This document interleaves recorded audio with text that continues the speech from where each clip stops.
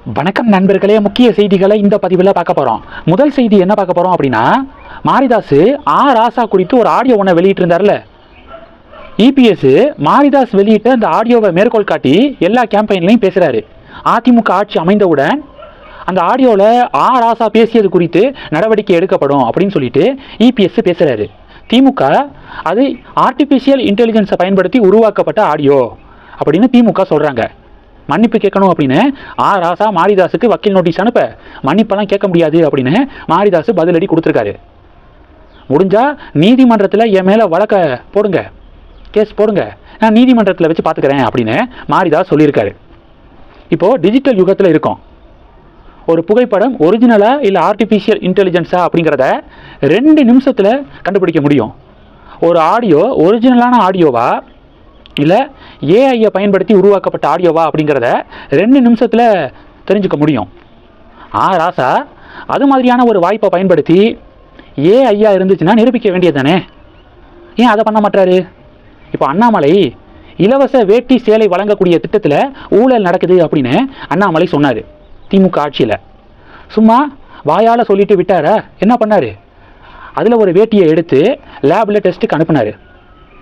அந்த வேட்டியில் காட்டன் எவ்வளவு இருக்குது, பாலிஸ்டர் எவ்வளவு இருக்குது அப்படிங்கிறத ரிசர்ச் பண்ணி லேபு ரிசல்ட்டை வெளியிட்டு அப்படி ஒரு ஊழல் குற்றச்சாட்டை முன் வச்சார். அப்போது இது மாதிரியான ஆதாரம் தான் பேசும். ராசா அந்த ஆடியோவுக்கு உடன்படலை அப்படின்னா, இல்லை அது ஏஐ அப்படின்னு சொல்கிறாருன்னா அதை ப்ரூவ் பண்ணணும்ல அப்படின்னு இப்போது ஃபீட்பேக் வருது. கமெண்ட் செக்ஷனில் பொதுமக்கள் முடிஞ்சால் அதை நிரூபிங்க, அது ஏஐ ஆடியோ அப்படிங்கிறத நிரூபித்து காட்டுங்க அப்படின்னு சொல்கிறாங்க. இது ஒன்று. ரெண்டாவது என்ன பார்க்க போகிறோம், திருமாவளவன் அவர்கள் புதுச்சேரியில் 4 தொகுதிகளில் போட்டி விசிகா அப்படின்னு ஃபஸ்ட்டு அறிவிச்சார்ல. வேட்பாளர்கள் வேட்புமனு தாக்கல்லாம் பண்ணிட்டாங்க. இப்போ திடீர்னு என்ன அறிவிச்சிருக்காருன்னா 4 தொகுதியில் 3 தொகுதியில் விசிகாவுக்கு ஓட்டு போட வேண்டாம் அப்படின்னு இப்போ அறிவிச்சிருக்காரு. வேட்புமனுவை திரும்ப பெற முடியலை, அதனால் விசிகாவுக்கு யாரும் அந்த 3 தொகுதியில் ஓட்டு போட வேண்டாம், ஒரே ஒரு தொகுதி உழவர் கரையில் மட்டும் ஓட்டு போடுங்க விசிகாவுக்கு, மீதி 3 தொகுதியில் ஓட்டு போட வேண்டாம் அப்படின்னு திருமாவளவன் சொல்லியிருக்காரு. பிறகு எதுக்காக 4 தொகுதிகளில் போட்டி அப்படின்னு சொல்லிட்டு அறிவிச்சிங்க அப்படின்னு கேட்கப்பட்ட கேள்விக்கு திமுகவும் காங்கிரஸும் தொகுதி பங்கீடில் அடிச்சுக்கிட்டே கிடந்தாங்க கடைசி நேரம் வரைக்கும். அதனால தான் நாங்கள் முன்னரே வேட்பாளர்களை அறிவித்து வேட்புமனு தாக்கல் பண்ணிட்டோம். இப்போது டெல்லியிலேருந்து காங்கிரஸ் திருமாவளவன் அவர்கள்ட்ட கூப்பிட்டு பேசுகிறாங்களாம், 4 தொகுதிகளில் நீங்கள் நிற்கிறதுனால வாக்குகள் பிரியும், அதனால் உழவர் கரையில் மட்டும் நீங்கள் நின்றுக்கோங்க, ஆனால் மீதி 3 தொகுதியில் நீங்கள் விசிகாவுக்கு ஓட்டு போட வேண்டாம்னு சொல்லுங்கள் அப்படின்னு காங்கிரஸ் கூப்பிட்டு பேசுனாங்களாம். அதன் காரணமாக திருமாவளவன் இன்னைக்கு செய்தியாளர் சந்திப்பில் புதுச்சேரியில் 4ல் 3 தொகுதியில் விசிகாவுக்கு ஓட்டு போட வேண்டாம், ஒரே ஒரு தொகுதியில் மட்டும் ஓட்டு போடுங்க அப்படின்னு பேட்டி கொடுத்துருக்காரு.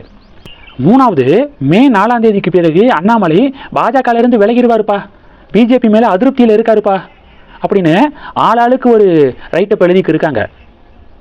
100% இல்லை 200% அண்ணாமலை பாஜகலேருந்து விலக மாட்டார். பாஜக மேலிடமும் அண்ணாமலையை விலக விட மாட்டாங்க, இதுதான் உண்மை.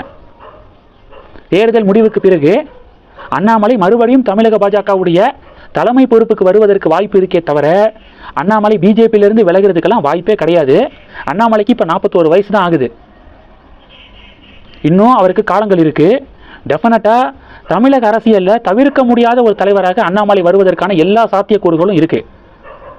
அதுக்காக தான் அண்ணாமலை வெயிட் பண்ணுறாரு, நமக்கான நேரம் வரும் அது வரைக்கும் வெயிட் பண்ணலாம் அப்படின்னு சொல்கிறாருல்ல, இதுக்காக தான். கண்டிப்பாக தேர்தல் முடிவுக்கு பிறகு தமிழக பாஜகவுடைய தலைமை பொறுப்பு அண்ணாமலைக்கு வழங்கப்படுவதற்கான வாய்ப்புகள் பிரகாசமாக இருக்குது. ஏன்னா தொகுதி பங்கீடில் அந்த அளவுக்கு கோட்டையை விட்டுருக்காரு நயினார். டெல்லி மேலிடம் பயங்கர கடுப்பில் இருக்காங்க நயினார் மேலே. டெஃபினட்டாக தலைவர் பொறுப்பை நயினார்கிட்ட இருந்து வாங்கி மறுபடியும் அண்ணாமலைகிட்ட கொடுப்பாங்க, எழுதி வச்சுக்கோங்க. கடைசி டாபிக் என்ன பார்க்க போகிறோன்னா, பிரேமலதா விஜயகாந்த் இருக்காங்களே, அவங்க இப்போ ஒரு டாக்குமெண்ட்டை வெளியிட்டிருக்காங்க.